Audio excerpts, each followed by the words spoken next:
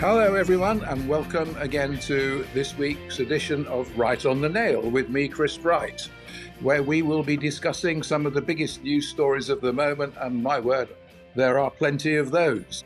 What we're going to do, actually, is we're going to look at some of the most important people in the universe right now, and we're going to see what they feel like on a Friday afternoon as they start sipping their afternoon glass of rosé. Are they going to think that was a really good week? Or are they going to think, oh, my word, where am I? What is happening to me right now? And we're going to start off by talking about Donald Trump. We are joined today by the China correspondent and formerly the Middle East correspondent at the Times, Richard Spencer, presenter of the Weekend Breakfast Show on Times Radio, Rosie Wright, no relation, of course, and finally, Jean-Monnet, Professor of European Integration at the National University of Ireland, Maynooth, John O'Brien. Welcome all, and let's get cracking. So, Donald Trump, good week, bad week, and it involves both football and Iran, I would say. So, John, Donald Trump, good week, bad week. Is he going to enjoy his afternoon glass of rosé, which I don't believe he drinks anyway? Well, I think he's had a very bad week, but, Trump is different. He's built differently to the rest of us, and the way he interprets the way his week has gone may be entirely different to that of a rational person. The NATO summit was threatening to be a disaster.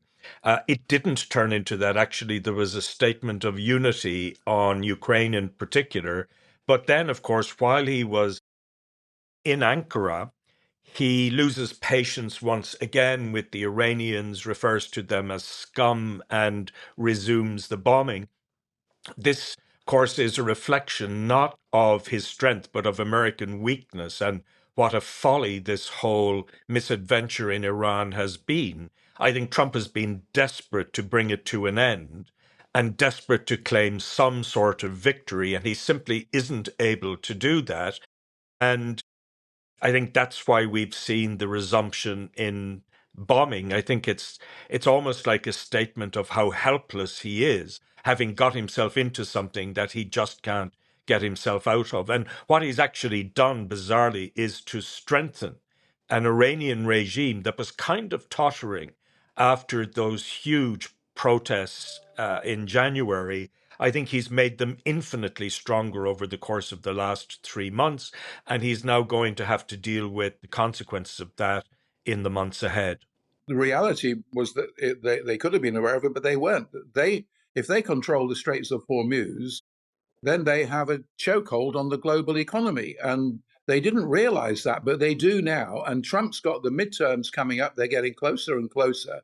So, I mean, Richard, from your perspective, I'll bring Rosie in a sec, but from your perspective, Richard, how does Trump get out of this? And presumably he made a mistake getting involved in it in the first place. Yeah, I think very few people now think that the war in Iran was a sensible way to proceed. Not many people thought it was at the time, but I think even some of the people who tried to find various ways to explain and excuse the unique way that Trump operates failed to do so over Iran. As John says, there seems to be no way out for Trump at the moment, and that's the single biggest failure possibly of his presidency, that he's pushed the world into a position over Iran where it's effectively given Iran a lock on how the rest of the world operates, not just, of course, America in terms of its Middle East policy, but in terms of oil supplies to the Far East, particularly allies like Japan and South Korea, which people forget are the most dependent on Gulf oil of any country, and those are key Western allies in the Far East who are suffering badly. So yes, a disaster for them. It's difficult to get access to Iran for us reporters. We actually have got reporters in Iran at the moment for the funeral of Ayatollah Khamenei, but hard to get a grasp of the real hardship in the rest of the country. And that's the only remaining defense for Trump, if it is a defense, is that the Iranian regime is definitely suffering and will continue to suffer from the economic problems that have obviously got a lot worse with the bombing of Iranian infrastructure. So maybe that regime will fall sooner now than it was going to before. But as John says, there's no particular sign of that at the moment. And it's proved, like other regimes, like Hamas, for example, extremely resilient politically, even as it suffers or indeed inflicts suffering on its own people. So yeah, hard to see a positive But there. it does seem, does it not, that the deal that Trump offered Iran was incredibly generous. I mean, he was allowing them to open up, trade with the rest of the world and putting money into the country. It was things that they didn't have before, and certainly things that they didn't have with the Obama deal. So, I mean, Rosie, but let's bring you in. How do you see this ending? And if you were Trump's advisor now, what would you be saying to him about how you sort this out? If I was Trump's advisor, I think I'd have my head in my hands because, Donald Trump will say he's had a great week. And in many ways, it should have been. We've had 250 years of American independence, massive celebrations, lots of things for Donald Trump to be speaking to the American people, to be positive about. Until very recently, America were in the World Cup. I know we're going to come on to that later. But instead, we have this spiraling situation. And Richard's reporting on this in much more detail than I am, so I defer to him. But it's actually very difficult to cover this story because Donald Trump is so meandering. He says so much. And it's so difficult to work out what of it is concrete and what isn't. I mean, even in the last 24 hours, he's saying, oh, there's another peace deal on the table. Tehran say they know nothing of that. And he just garbles out so much. I mean, even those 250th anniversary celebrations, we're sitting in the newsroom listening to a speech that's going on and on and on. And you're trying to clip it down just to short sound bites to work out what's the kind of crux of what he's saying so we can put that in our news bulletin. And it's actually really difficult to work out. It goes on and on. He got really angry about the rise of communism this week, but it was kind of confusing if that was coming internally in America or externally. And you kind of think this was a week he could have made a really clear narrative, could have celebrated something about America. And we're not talking about that. We're talking about this ongoing military campaign. When we go back to January, and he told the people of Iran who were standing out on the streets, who were protesting, help is coming. And we look months on later, and how has he materially helped those people rather than hurt the global economy, hurt hundreds of thousands of people across the globe? And the Iranian people who were promised something have received, Richard will know better than me, but I think absolutely nothing in terms of what they were promised. I suppose you're right. I mean, the week started with all of the celebrations, the 250-year anniversary. It started with the USA doing very well in the World Cup, and it's ended with pretty much pear-shaped for Donald Trump. But does he see it like that? I think that there's one thing I'd like to say which seems to be a bit of a tangent. As Rosie said, it's very hard to cover Trump precisely for that reason. The standard format that we newspapers and broadcasters apply when we construct our news bulletins or our articles is, you look for the big issue of the day, whether it's Iran or football or whatever, and look for what the most important people say about it. And then you try and construct your narrative around, the observed events, bombing, killing, scoring goals, whatever it is, and then what the most important people say about that. But with Trump, he's not matching the words to the acts, if you like. He's not, his headline quote from any speech he gives is never about the topic in hand. It's always about something else. And that's what confuses us, because editors see him say something completely wild about football, and suddenly, of course, we're all distracted from the war in Iran, and that's how he's got where he has. And let's face it, that's how a lot of politicians increasingly behave, in Britain as well, which I'm sure we'll come to, the distraction method. One way to look at Iran is look at what he's been saying about Ukraine this week. I don't know if anyone has hardly got any attention, but suddenly he met Zelensky at the NATO summit, who was also there along with lots of other world leaders, and said, "Oh, Ukraine, we're on your side, and look at all the missiles we've given you, and look what a great job they're doing." And you're thinking, hang on a second, that wasn't the message he was telling President Putin. That isn't, the message we've had from the start of the Putin presidency about the war in Ukraine. But that suggests to me that, he's looking, that's a kind of, looking for popularity with key allies who obviously are very upset about the way he's handled Zelensky and the Ukraine war. And so, you think, he's kind of acknowledging that he's got it wrong over Iran by pivoting on Ukraine. I think that's the way you have to look at Trump nowadays. Well, he got it wrong over the football as well. I mean, he waded into the World Cup. He thought that the USA needed their best striker on the pitch to progress. He'd been given a red card, couldn't play in the next game. Trump wades in. He doesn't do it behind the scenes. He actually does it right, up front of camera. And he says, look, he's now becoming an expert on football. He's probably never actually gone to a football match. Well, not many anyway.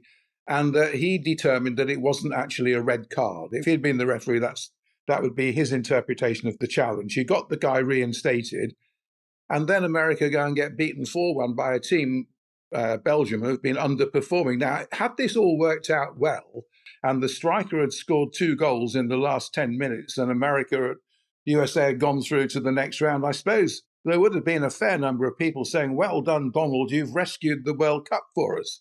But actually, it probably had the reverse effect, because there are people saying that it disorientated the whole team having to cope with it. And that's probably what happened. So, I mean, what is the world's perception of Donald Trump, and what is the USA's perception of him now? And of course, the world's perception doesn't matter that much, but the USA's perception does, because we've got midterm elections in about 3 or 4 months' time.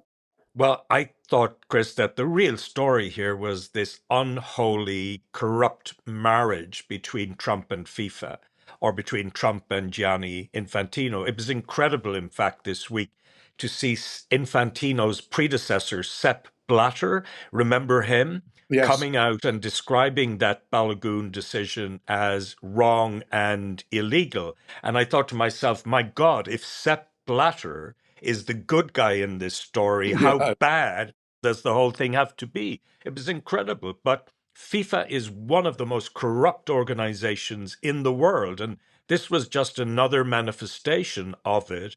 There were other stories as well. Remember the Argentina-Egypt match, some of the very controversial decisions taken there. Egypt have lodged a formal objection with FIFA.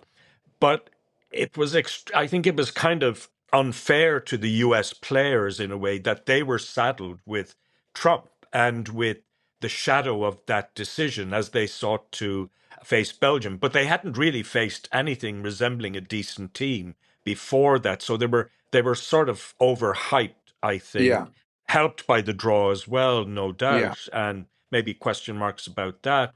But again, the other thing that happened at the Ankara summit was Trump sounding off against Spain, describing it as completely disloyal, and he wants to end all trade with Spain, which of course he can't do because Spain's trade comes under the competence of the European Union. So you attack Spain on trade, you have the entire EU coming after you. But wouldn't it be extraordinary if, when it comes to the final, he has to present the Jules Rimet trophy to the captain of Spain, to Rodri or whoever it may be in a couple of weeks from now? I'm not even sure that he's going to turn up, by the way, because although he was slated to present the World Cup to the winning captain, I think it could well turn into something like the Ryder Cup. Remember last September, he turned up on day one. And then when the Americans were having their arses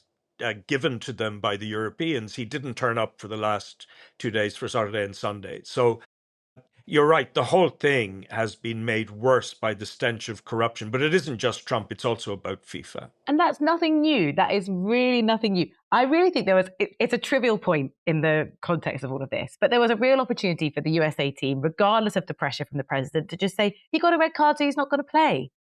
How much integrity would have they had if they'd done that? And instead, no.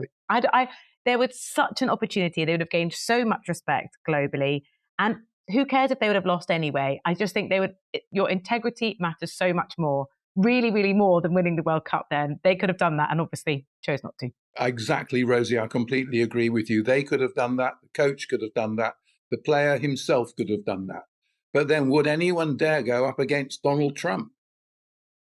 And also, this is world football we're talking about. We may be asking too much to expect, that level of integrity. I mean, there is another side to this. I'm not in America. and I haven't done or indeed seen an opinion poll about this in America. I am actually quite surprised by how many people, including friends of mine, have defended Trump over this. And I mean, this is football. So in football, other considerations go out the window, and it's amazing how soon patriotism takes over when it comes to football, even in America, which doesn't care about football nearly as much as we do. And actually, maybe that's the point. Maybe Trump, he's clearly gambled. Whether he was correct, I'm not quite sure, but maybe he gambled that, my country, right or wrong in football, as in other things, is the way to win back support when, particularly as some of the 250th anniversary celebrations didn't look very impressive. So this was his way of recapturing the patriotic vote, if you like, particularly those people who don't care very much about football. And indeed, quite a few of my left-wing American friends also weirdly got very upset about everyone suddenly weighing into Trump over FIFA, when we all know that we all know how corrupt FIFA is, and also how Trump had behaved before. One friend said, where was the Belgian FA when Trump was banning the Iranian referee from attending? Where was the Belgian FA and all the other sort of corrupt decisions taken both by FIFA itself and by Trump in the lead up to this competition? He accused the Brazilian referee of being corrupt. He's fallen out with Giorgio Meloni in Italy, so he's falling out with Spain. He's falling out with Italy. The only place he probably hasn't fallen out with is Argentina, so that's obviously where he wants to be presenting the World Cup to Messi. That's his ideal. And I do think ruling out that second Egyptian goal, I didn't see it live actually at the time, but I've seen several clips of it since, and I really can't believe it. So there is something going on here beyond our comprehension. Yeah, the shame of all of this, I think, is that it's overshadowed what has been a great football tournament. There have been some really magnificent games. Yeah. And in addition to that, I feel sorry for the American supporters, because the fans, wherever they've turned up, have had a great time. That's the impression I have just looking at all this. Look at the reception that Scotland got. The city of Boston writes to the Scottish team and says, "You have been absolutely extraordinary. You are welcome back here anytime." So there's been a very positive story to take out of the World Cup. But unfortunately, Trump is a cancer, and he just metastasizes in every direction. And that's why we're talking about him rather than the football. Yeah, that's a shame. And a friend of mine went to Boston, and he said that the vibe there between the local community and the Scottish fans was just amazing. And, we were told up front, it's going to be terrible because of the ticket prices and the hotel prices and the transportation issues and so forth. Yet meanwhile, the stadia are full. The fans look fantastic. Somehow or other, they're getting the money together to buy the tickets. And on the pitch, some of the matches have been absolutely, world class. So, it is a shame that issues like Infantino and FIFA and Trump are overshadowing it. But let's move on to someone else who's had a very interesting week. Nigel Farage. It won't be a glass of rosé. It'll be a packet of cigarettes and his pint of beer. But is he going to be enjoying that on Friday afternoon when he sits down at the end of a pretty tumultuous week for him?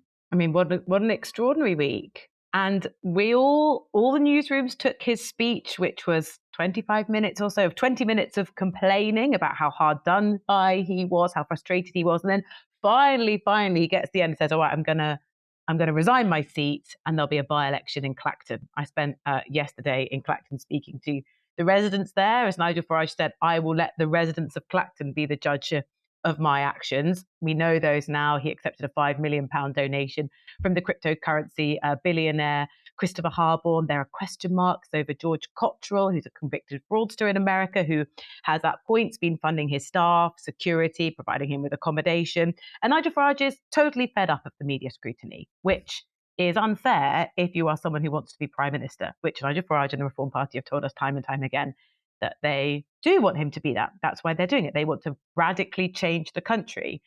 And Nigel Farage, I think, misread the room. I was reading in the Mail today an interview that was done with Christian Calgie and Nigel Farage yesterday in Clacton, when I couldn't find him to talk to him, very frustratingly. And he's been very reticent to talk to me or Times Radio over the last few weeks anyway, when we have made some fairly significant efforts to try, including walking alongside him for about 8 minutes, and he was completely stum the entire time. But he said to this Daily Mail reporter, the political correspondent, that he, if he was being truthful, hadn't anticipated that none of the other major parties would stand. And maybe that was politically naive, which is often unusual for Nigel Farage because he's very good at capturing the audience and capturing the media attention and changing the narrative. And now for at least 48 hours, we haven't really been talking about Andy Burnham. We've been talking all about Nigel Farage, but he's going up against Count Binface and maybe someone from the Monster Raving Loony Party. We don't have the full list of candidates yet. So at some point in August, we'll have this by-election. We will have weeks of ridiculous, farcical campaigning when Nigel Farage asked the residents of Clacton to re-elect him as the MP when he was the MP 48 hours ago. And the residents I spoke to yesterday are pretty tribal, to be honest. I think this is going to achieve very little. You either are a sort of die-hard supporter of Nigel Farage and reform, and it doesn't matter. And when I say, how do you feel about this £5 million donation, the fact that he didn't declare it, not just that he received it, but that he didn't come forward and say, and they go, oh, some of the reasons I got back from Clacton residents was, all politicians take money. This is just part and parcel of being a politician. He's no different to any of the others. Or they say, look what happened when Keir Starmer got in, freebie gate. And they think that's an equal comparison. They do not care. If you really support Nigel Farage, you believe him. This is him against the establishment, and therefore he was right to host this by-election, and they'll vote for him again. There are some also residents of Clacton who are completely bewildered. They're actually frustrated with the other parties because they're saying, you're not actually even giving me a choice to vote for someone else. I can vote for a kind of protest candidate or Nigel Farage. And in 6 weeks' time or whatever, what has Nigel Farage really achieved here? What victory can he claim to say, when I got 46% of the vote 2 years ago, I don't know what the turnout will be like. It's very likely he's going to win again unless something extraordinary happens. And what point has he proven to who? It's very hard to work that out.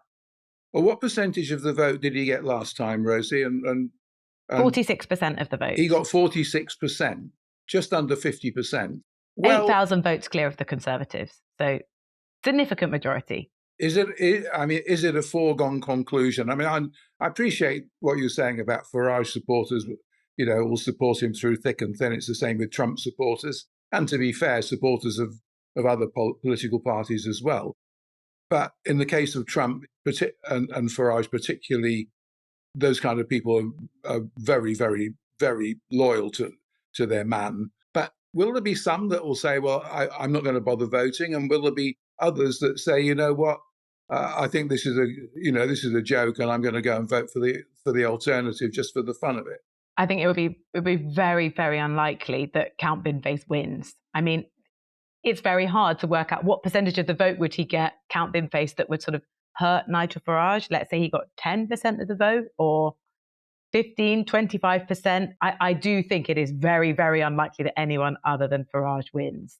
And so the question is sort of how much vote does Count Binface have to get to sort of undermine Nigel Farage? I don't even really know where that threshold would be. Now, do you know who Count Binface is? The comedian John Harvey. I mean, he doesn't really make a secret of it, does he? And is this a comedian that works and does shows around the country under his own name? Yeah. Okay. The question is really, Nigel Farage wanted to go up against the establishment. That's now not what's happening in this by-election. And then you do have to think, as a result, for the voter, when an MP can just trigger a by-election like that, if they want to, who is this serving? And is actually John Harvey, Count Binface, is he serving the electorate as well? Would it have been better if just no one stood and just made the thing even more of a farce than it currently is right now? Well, I would hope that Count Binface does stand, and I would hope that he stands, that the Monster Raving Loony Party don't stand. So it becomes a straight fight between the one and the other. Yeah, I think Farage has made a real tactical error here, because he's going to end up with a by-election that's actually a referendum on him and his character and his party. And if the bet that he made that this was about the people versus the establishment, well, we know that that's ridiculous. He's the son of a stockbroker. He goes to public school. He goes into the city. He spends all his time with rich people. But he has ensured, I think, Chris, that the entire campaign, such as it is is going to be about the money that has flowed into reform from different sources in recent years. I'm speaking to you from Montenegro, and of course, this is part of the money trail now because George Cottrell, the convicted criminal, who has given money to Farage and whose mother is also alleged to have given money to reform. He's based in Kotor in Montenegro, where I'm going tomorrow, and I fully expect a phalanx of British journos to be in Kotor and to be chasing Cottrell and that story. But the serious part of this, I think, is that journalists were doing their job. Gabriel Pogrund and that team at the Sunday Times did extraordinary work. And you could argue that it should have happened a lot earlier, that for years Farage was given a freebie by the British media, going on to Question Time about 5,000 times, which was denied to representatives of other parties. Now the focus on him, I think, is making this really intense. And it's not just about him, it's about Richard Tice and other people. I saw a couple of days ago Isabel Oakeshott, Tice's girlfriend, beaming in offshore from the Middle East Dubai. to Talk TV or Talk Radio, also owned by an offshore billionaire, and trying to present themselves as scions of the people against the establishment. It's ridiculous.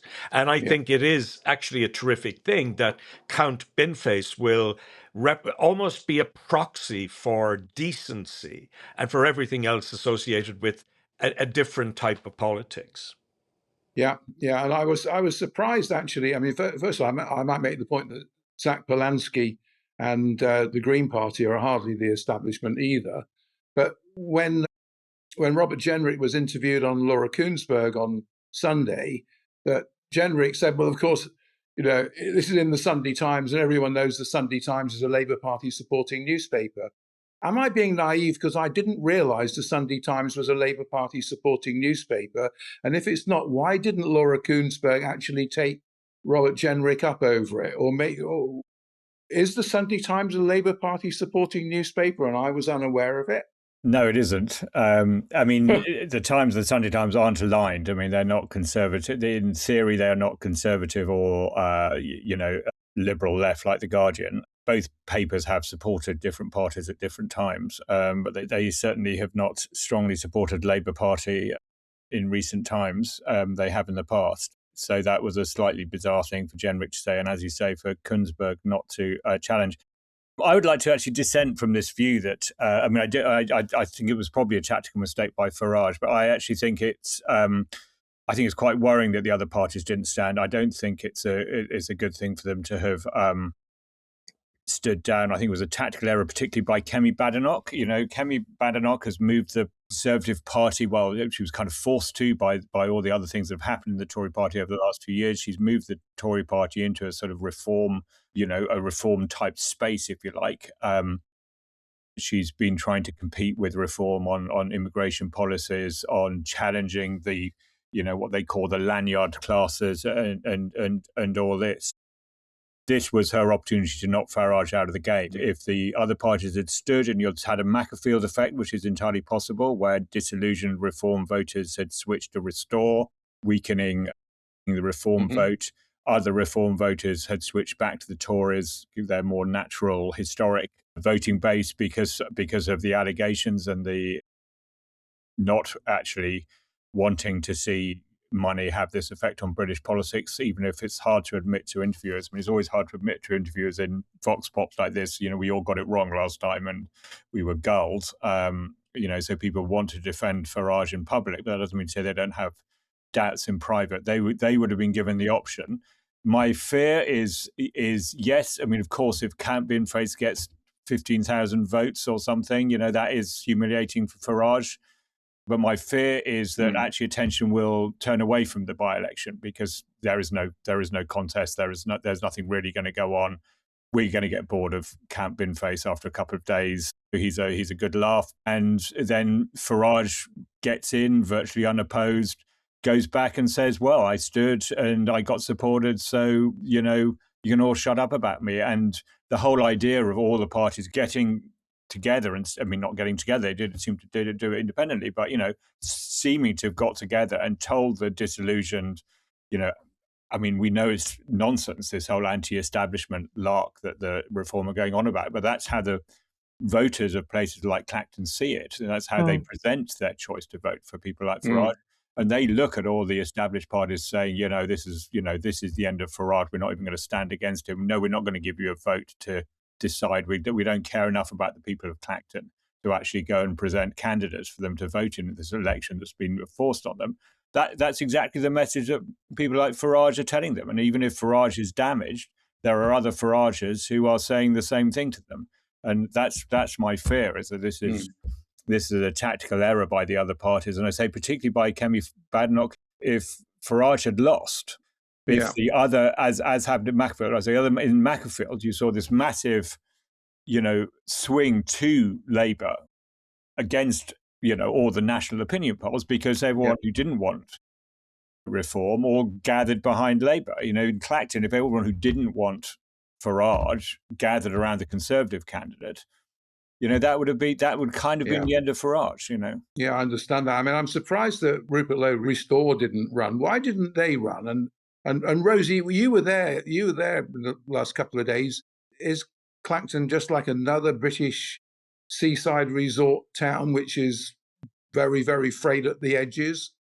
It's a seaside town that needs significant investment. You've got quite a lot of empty shop fronts. It's like a sort of seaside arcade, sort of similar to Margate or other type of seaside towns that you would have been to. But Margate's had a sort of more gentrified area of it. And what I've seen of Clacton doesn't have that. It needs sort of, significant investment. It's sort of a big pier, seaside town, lots of ice creams, many seagulls, and a higher rate of unemployment as well.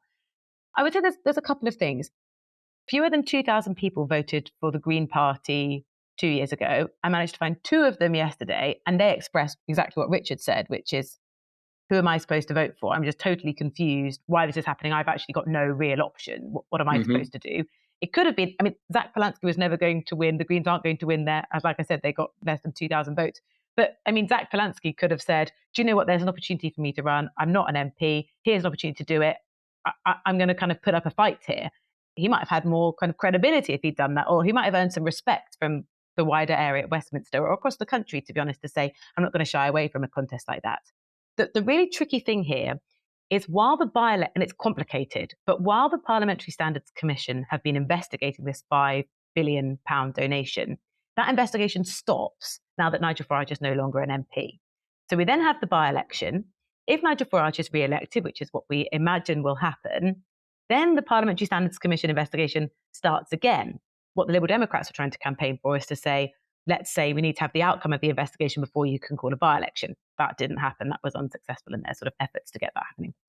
If the Parliamentary Standards investigation finds that there was wrongdoing, one of the sanctions can be to trigger, it's complicated, a recall petition. And that means if 10% of the electorate decide they want another by-election, you have another one. So we could have a by-election followed fairly swiftly after by another by-election. Yeah. And I think that 10% probably would be triggered. In the last 5 by-elections, we've had exactly that happened. You ask the constituents, more than 10% say yes.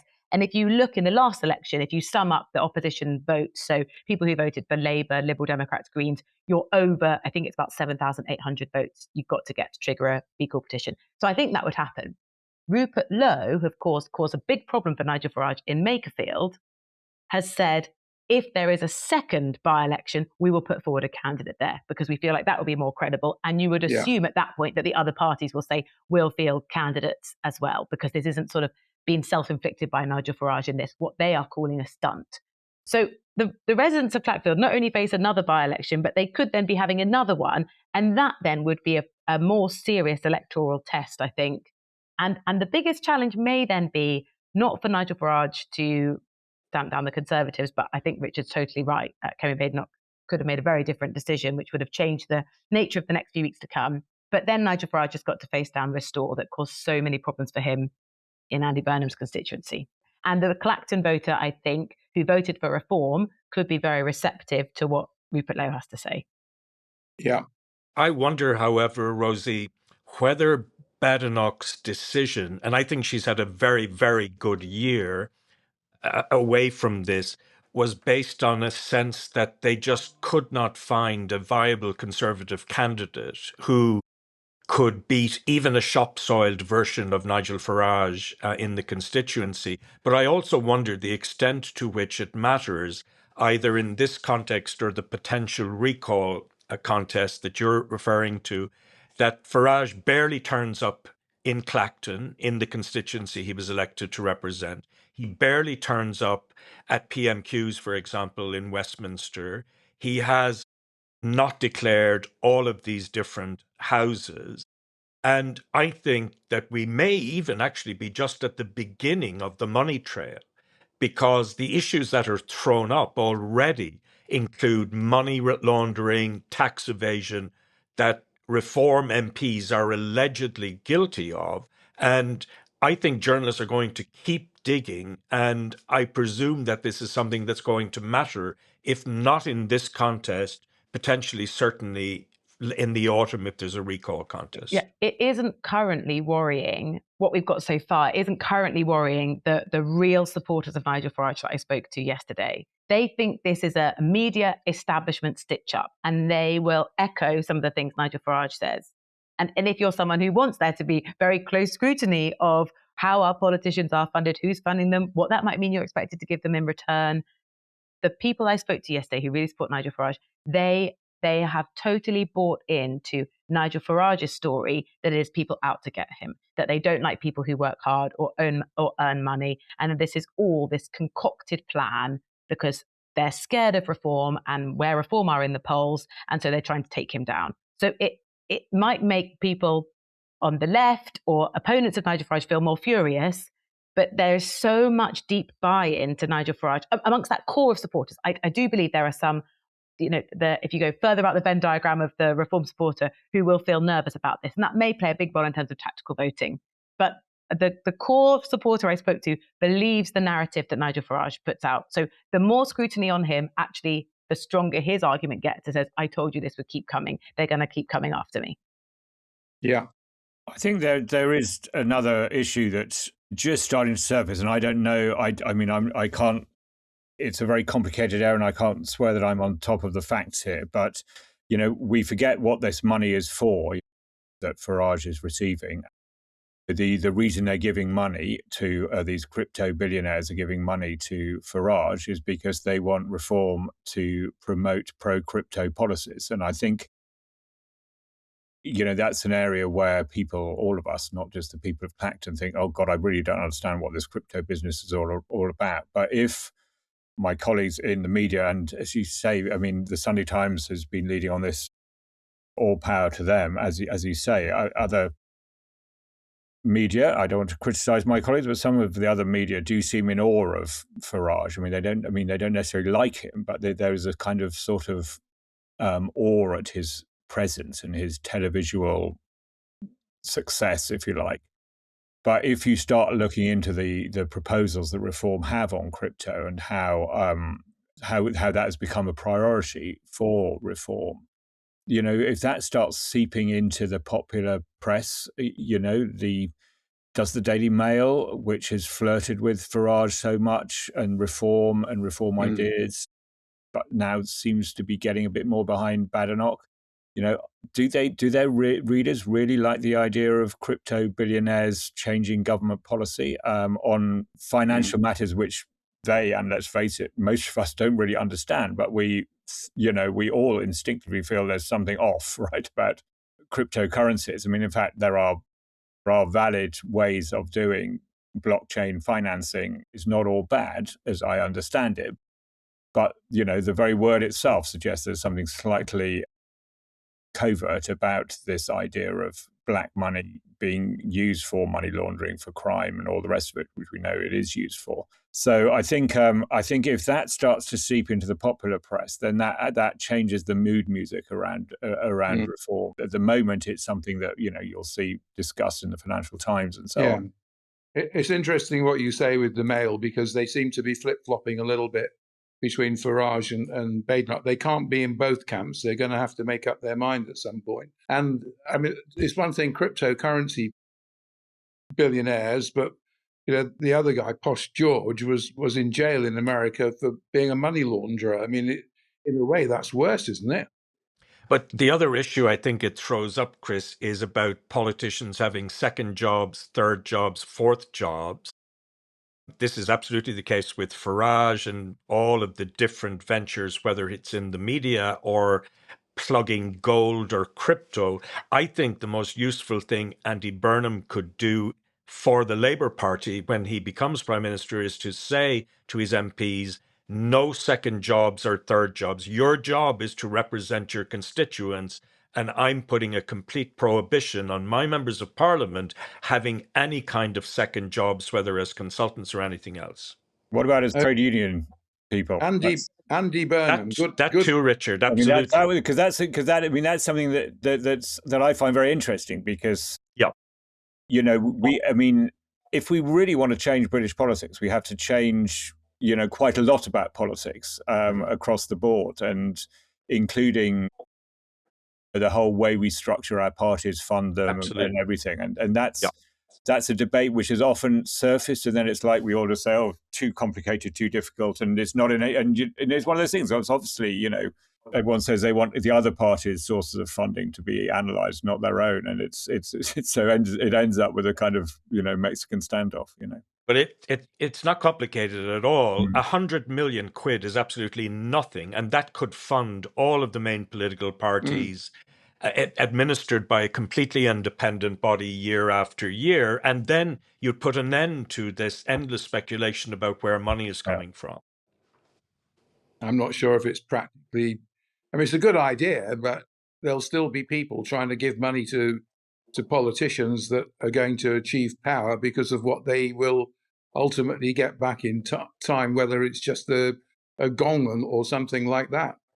This specific story is less about money going to a party. It was money going to an individual and then his actions after. And there are very clear rules. In the 12 months before you do anything political, before you become an MP, you need to declare it. And he didn't declare it. So, we've got some safeguards in place already. The challenge is Nigel Farage said, I did everything right. This is my interpretation of the rules. And that's what we have to wait for the Parliamentary Standards Commission to investigate. So even when there are rules, they can or cannot be broken.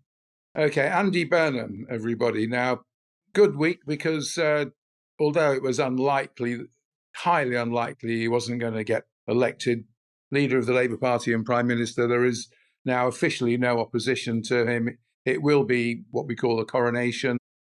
How's he going to be greeted by the media in general and the right-wing media in particular? Has he got a chance, and is he going to be given a chance?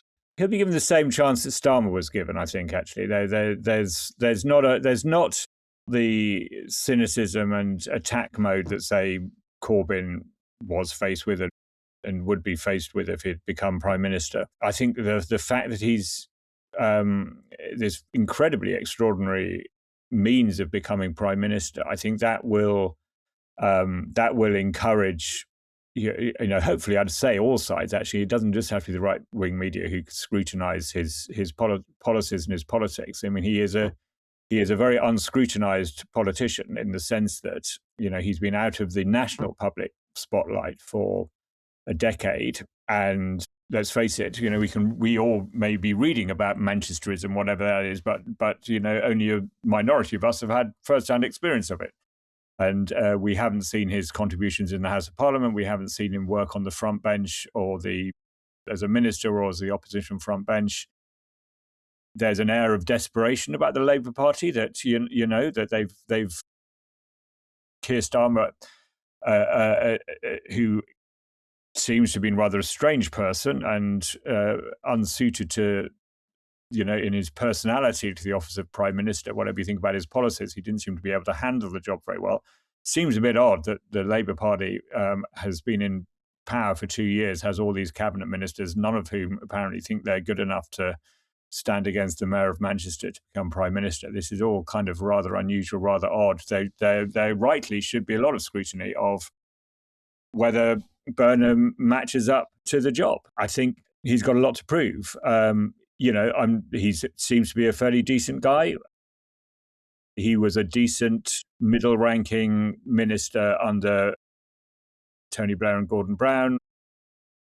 He then stood for the leadership and didn't really get anywhere near getting it. So has he learned from Manchester? I think he probably has. Some of his backflips have been quite interesting backflips. I mean, suggesting an ability to listen, if that's anything to go by. But, you know, when he actually becomes Prime Minister, he's going to have to lay out pretty soon a solid platform that isn't backflipped on and is coherent and, you know, meets the many expectations that have been raised by his rapid elevation.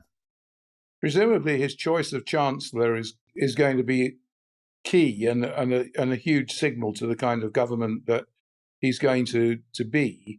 Who is he likely to make Chancellor of the Exchequer, and who should he make Chancellor of the Exchequer? I can't say who he should, but we think likely could be Ed Miliband, potentially. Very interestingly, in an interview that Andy Burnham did with LBC, he said he was a bit sort of frustrated with cabinet ministers sort of suggesting, oh, I'd like the job. He said, first of all, you need to know what my policy agenda is, and then tell me what you can contribute to it. But by that logic, you would assume we would know an awful lot more about what Andy Burnham's policy agenda actually is. So how do you choose a chancellor if you're not prepared to lay out in much more clear terms than we've had about what your plan is? I mean, we're learning a bit more today about Andy Burnham's plans for defence. He previously, in an interview in The Times, said he would cut welfare to spend more on defence, but that's sort of very vague. Without those details, it's very difficult to know. And on day one, he's got to make, I think in the first 48 hours, he's got to make about 50 ministerial appointments. I mean, we're talking about a week and a half away now. It's next Friday that he becomes leader of the Labour Party. I mean, the nominations open today, and Al Khan's has now said he's not going to run. So, you know, the path for Andy Burnham is pretty much clear, unless something really sort of spectacularly surprising happens today. But he'll become leader of the Labour Party, and then 3 days later on the Monday morning, he'll be Prime Minister. And still now, speaking a week and a half before that happens, could we summarise what he stands for? He said he's not going to err too far away from the manifesto, but there's still quite a lot of room for wiggle room within that. And when we don't know who his cabinet are going to be, we don't know who his policy agenda is, I think it is only right that he steps forward to have far more scrutiny than he has done so far. I mean, he had an Ask Me Anything on Reddit where you could ask anything and he replied to the questions he thought he was happy to answer, which wasn't all of them. He did an interview on LBC that was supposed to be about an hour, but he was 45 minutes late. So it turned out being 15 minutes. He's not had yet done a statement where he's been prepared to take questions from the press. They are doing, I think, the best. If I was in Andy Burnham's team, I would say we need to not talk about anything really at all possible until we're in there to avoid the scrutiny. But it does mean it's very hard to answer the questions that you're putting forward, Chris, because we don't really know what his plan is. There's no chance he'll just start off with the same cabinet? Well, I would just say, in support of what Rosie said, I watched the speech in Manchester last week, and it was one of the most overhyped speeches, I think, of recent times. There was virtually no policy content in it at all. And what I took away from it was that he certainly believes in what we might call accelerated devolution. Mm-hmm. Now, how does he make that happen, particularly in a context where he probably believes Whitehall is part of the problem? So he wants to decentralize the civil service effectively. That's the message I took out of it. And I think his argument is right that actually, if you resource it properly, that local areas can actually be the authors of much better policies that benefit their areas and their constituencies. But he's really trying to turn around a juggernaut in policy-making terms, and we have virtually no detail about how he's going to do that. I think, however, there are some things that may be clearer in a few weeks. First, I think he's going to govern to the left of Starmer. I don't think there's any doubt about that, and to the left of Tony Blair, but in a very kind of conventional European social democratic way. There'll be redistribution, I think, of the budget, but there are really big challenges there, especially defense and security, and how you reach that 3% or go beyond 3% level.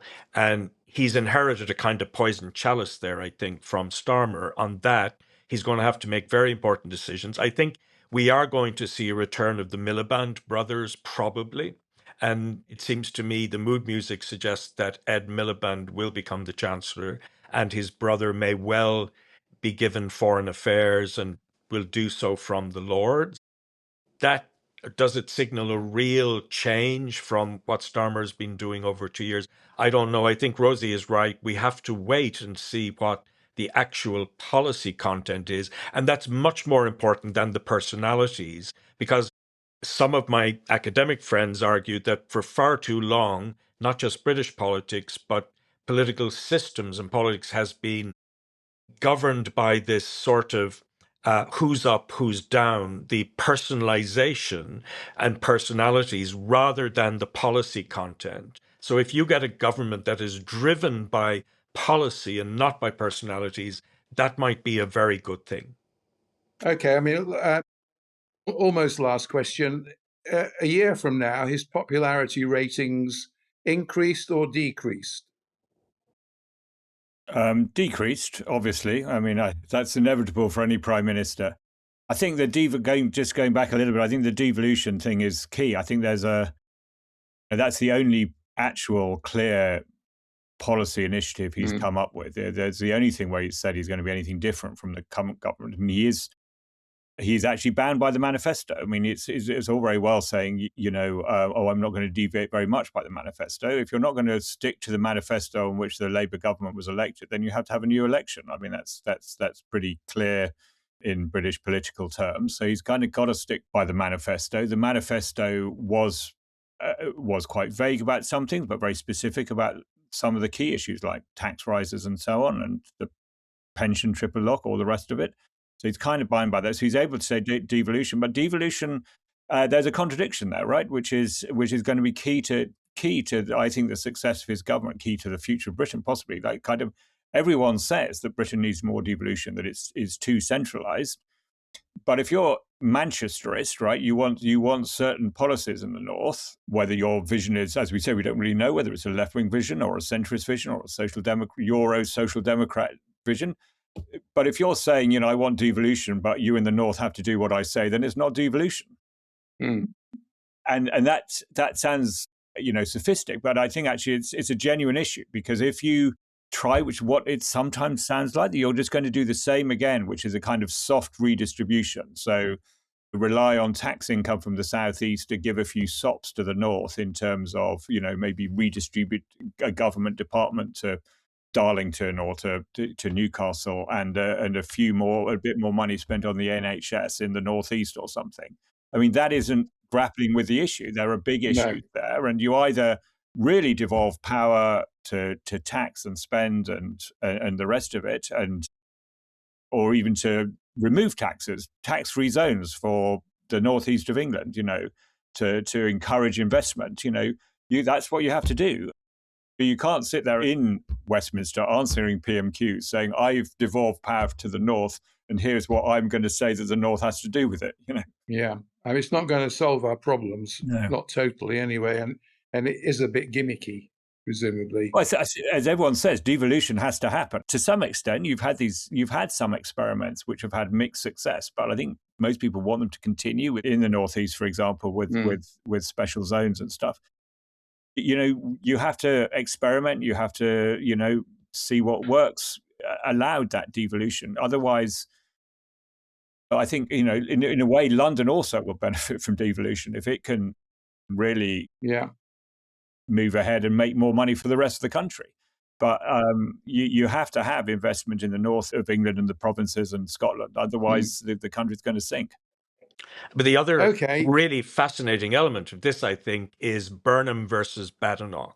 Now, I think, as I said earlier, she's had a very good year, increasingly impressive in Parliament.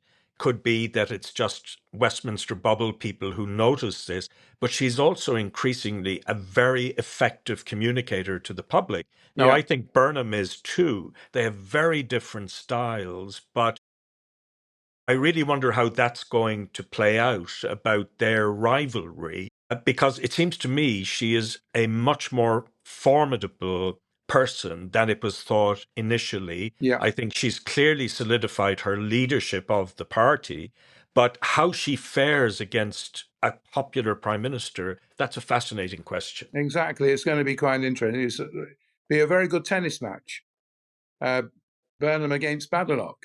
And speaking of tennis, and finally, good week, bad week. If you look back a week or 10 days ago from now, the England team were being criticised by everybody in the World Cup. We were facing a match in Mexico City, which was impossible to win at 7,000 feet altitude and a hostile crowd. We had our two top players at Wimbledon withdrew on the eve of the tournament, Jack Draper and Emma Raducanu. All remaining Brits, apart from one, got beaten in the first round, or pretty much. And here we are, 8 or 9 days later, we're in the quarterfinals of the World Cup, and we have a guy that no one had heard of 10 days ago in the semi-finals of Wimbledon. There's Incredible going to be week. a bit of a bounce here. It could even be an Andy Burnham bounce. Let's get ahead of ourselves. But this really could be the start of something new, and a lot of something to look forward to. Don't we all agree on that one? You're tantalising us with the hope. The hope. I have to say, there was something delirious about being in South London in a pub at 4 o'clock in the morning on a Monday, and everyone was obviously totally ecstatic, and going home and everyone was beeping their horns, and you thought, this is completely wild. This is so amazing. And the politicians will benefit from it, whoever you are. I think Andy Burnham, if we can win. We were talking earlier about the World Cup. I would be very happy to see Donald Trump give Harry Kane the trophy. Very, very, very happy, like so many of us. Well, I think on that note, I think we'll say well done to everybody, and thank you very much for your contribution. It's been a fascinating conversation. Richard, Rosie, John, thank you so much. And it's going to be a very exciting few days. It's been a very interesting last few days, and let's hope it's going to be a very exciting and with a degree of optimism as well, let's face it, which would be great because that has been in short supply. Anyway, well done. Thank you all for listening, and see you next time on Right on the Nail. Thank you, Chris. Thank you. I've hit the nail.